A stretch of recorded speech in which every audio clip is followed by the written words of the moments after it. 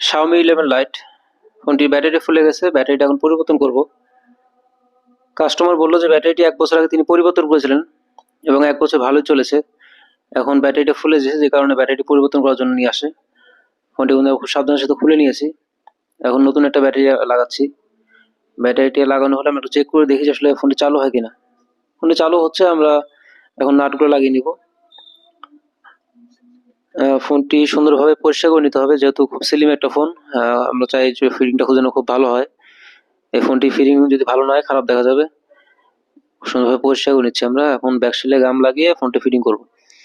আপনাদের যদি কারো Xiaomi ব্র্যান্ডের ব্যাটারির প্রয়োজন হয় আমাদের কাছে সাথে যোগাযোগ করতে পারেন। আমাদের কাছে Xiaomi ব্র্যান্ডের উন্নত মানের ব্যাটারিগুলো আছে। আমরা সেই ব্যাটারিগুলো গ্যারান্টি সহকারে বিক্রি করি।